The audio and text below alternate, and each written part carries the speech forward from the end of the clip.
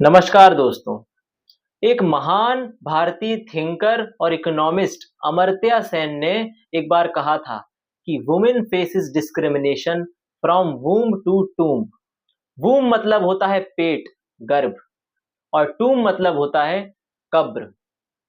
उनका कहने का मतलब था कि एक महिला, एक स्त्री डिस्क्रिमिनेशन, इनइक्वालिटी सहती है अपना सारा जीवन, अपनी गर्भ से लेकर अपनी कब्र तक। So today we are going to talk about the challenges of the women in India. Gender equality with respect to women. According to Global Gender Gap Index or Report 2025, in it India's rank is just 131 out of 148 countries by World Economic Forum since 2006. Global Gender Gap, इसमें gap से मतलब है discrimination, unequal opportunity with respect to women. अगर सामान्य भाषा में कहें तो भारत अभी इस दुनिया के आधे से ज्यादा देशों से कई गुना पीछे है एक महिला को, स्त्री को समान अवसर और उनके साथ भेदभाव ना करने में। यह रिपोर्ट 4 पैरामीटर्स देती है कि स्त्री के साथ 4 तरह से भेदभाव किया जाता है। वैसे तो हमारे समाज में अनेक रूपों में, अनेक प्रकार से एक स्त्री के साथ भेदभाव किया जाता है, उसको प्रताड़ित किया जाता है। लेकिन अगर इस रिपोर्ट के अकॉर्डिंग देखें तो ये 4 पैरामीटर्स बताती है कि एक स्त्री अपने समाज से, अपनी सोसाइटी से 4 रूपों में कट जाती है। पहला है इकोनॉमिक पार्टिसिपेशन एंड अपॉर्चुनिटी। क्या एक महिला और पुरुष को एक जैसा काम करने के लिए इक्वल सैलरी मिलती है? क्या टॉप लीडरशिप रोल्स जैसे सीईओ या मैनेजर्स की पोस्ट पर महिलाओं की संख्या बराबर है?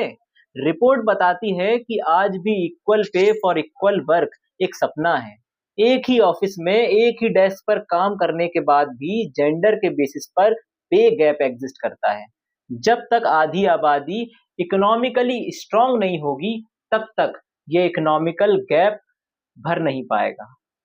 दूसरा पैरामीटर है शिक्षा, यानी एजुकेशन।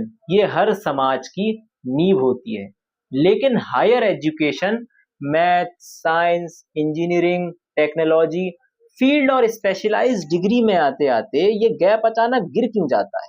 क्यों आज भी कई जगह पर बेटी की एजुकेशन से ज्यादा उसकी शादी की सेविंग्स पर प्रायोरिटी दी जाती है?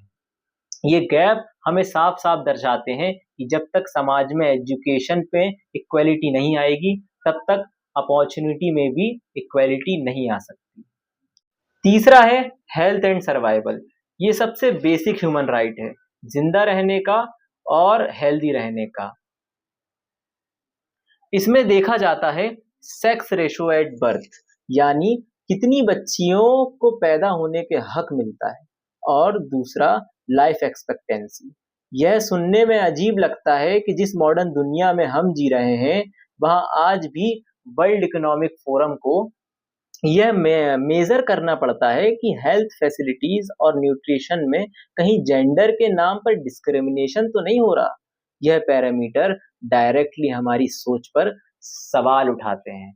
तो चौथा और आखिरी पैरामीटर है पॉलिटिकल एम्पावरमेंट, यानी डिसीजन मेकिंग की पावर। अगर किसी देश की 50% आबादी महिलाएं हैं, तो संसद और विधानसभा में उनकी आवाज 50% क्यों नहीं है? कितनी महिलाएं मिनिस्टर हैं? कितनी महिलाएं टॉप पॉलिटिशियन या पोस्ट पर हैं? जब तक देश के रूल्स, उनकी पॉलिसीज बनाने वाली टेबल पर महिलाओं की बराबरी की सीट नहीं होगी, तब तक उनके हक की बातें सिर्फ और सिर्फ पेपर पर ही रह जाएंगी। दोस्तों, वर्ल्ड इकोनॉमिक फोरम के मुताबिक इस गैप को भरने में, इन चारों पैरामीटर्स को भरने में हमारी सोसाइटी को अभी भी 100 साल से अधिक लग जाएंगे। 100 साल। लेकिन इतना वेट क्यों? क्यों ना हम खुद से शुरुआत करें, हमारे घर से शुरुआत करें, हमारी सोच से करें और हमारी वर्क प्लेस से करें। आपको क्या लगता है, इन सभी पैरामीटर्स में से भारत को किस पर सबसे ज्यादा फोकस करने की आज के समय में जरूरत है? मुझे कमेंट सेक्शन में बताएं, और अगर ये वीडियो आपको इन्फॉर्मेटिव लगे तो इसको लाइक करें और चैनल को सब्सक्राइब करें। मिलते हैं अगली वीडियो में। जय हिंद।